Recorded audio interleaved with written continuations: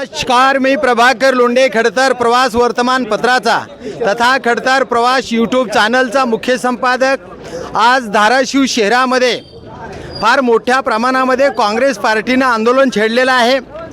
आंदोलनाचे मुद्दे काय आहेत आणि कोणत्या विषयावर आंदोलन छेडलं आहे हे आपण काँग्रेसच्या अध्यक्षासह सर्व कार्यकर्त्यांना विचारणार आहेत। नेमका आंदोलनाचा मुख्य हेतू काय होता ते आपण विचारणार आहेत। नमस्कार, खडतर प्रवास यूट्यूब चॅनलमध्ये आपलं स्वागत आहे। साहेब, आपण माझे अध्यक्ष होता। आजचं आंदोलन हे तीव्र आंदोलन झालेलं आहे आणि याच्यापेक्षाही तीव्र आंदोलन होण्याचे संकेत तुम्ही नाकारू शकत नाही। तुम्ही बोलून दाखवलं तसं। आजच्या आंदोलनाचे मुख्य मुद्दे काय आहेत? आपल्या जिल्ह्यातून जवळजवळ 4 राष्ट्रीय महामार्ग चाललेत। धुळे, सोलापूर, सुरत, चेन्नई, परत तुमचा हा नागपूर, रत्नागिरी आणि परत हा शक्तिपीठ महामार्ग।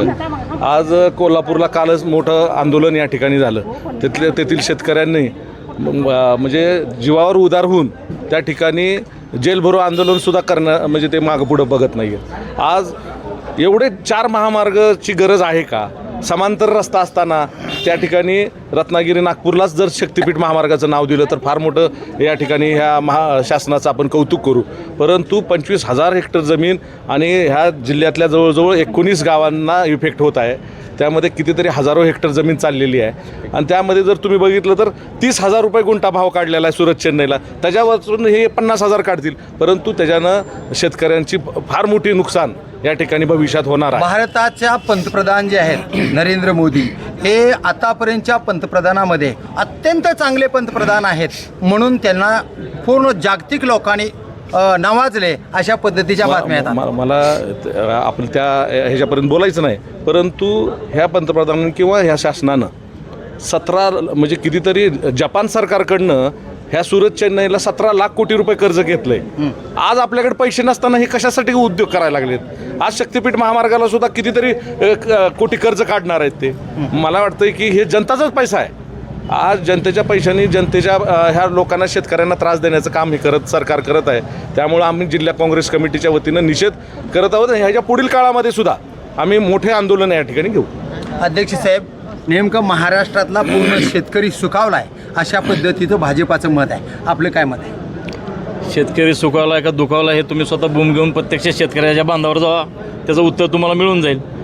शेतकरी आता बूट घेऊन बसला आहे हातात, कारण की या जिल्ह्यामध्ये अतिवृष्टी झाली, ती मदत जाहीर करून आता वर्ष झालं, पुढचा पावसाळा आला तरी मदत मिळालेली नाही। पीक विम्याचा प्रश्नही तसाच प्रलंबित आहे।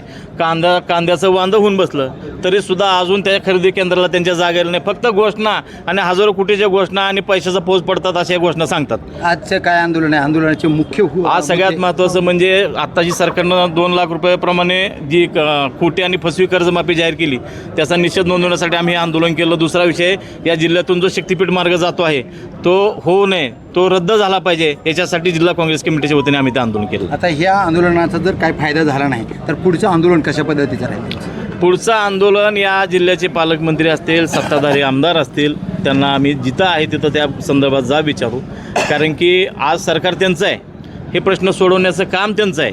त्याच्यामुळं जाब त्यांनाच विचारावं लागेल आणि या कलेक्टर कचेरीसमोर अजून भविष्यात तीव्र स्वरूपाचे आंदोलन करू, एवढीच ग्वाही देतो। तर हे आहेत जिल्हा अध्यक्ष आणि काँग्रेसचे कार्यकर्ते आहेत। या कार्यकर्त्याचं स्पष्ट मत आहे की या पुढचं जर न्याय महाराष्ट्र सरकारनं, केंद्र सरकारनं जर शेतकऱ्याला नाही दिला तर यापुढेही तीव्र आंदोलन छेडण्यात येईल आणि धाराशिव जिल्ह्यामध्ये रस्ता रोको, विविध आंदोलनं करण्यात येतील अशा पद्धतीनं त्यांनी सांगितलं आहे। तर बघूया येणाऱ्या काळामध्ये कशा पद्धतीनं काँग्रेस सरकारला वेठीस धरणार आहे आणि शेतकऱ्याला कशा पद्धतीनं न्याय देणार आहे याकडेच पूर्ण शेतकऱ्यांचं लक्ष आहे।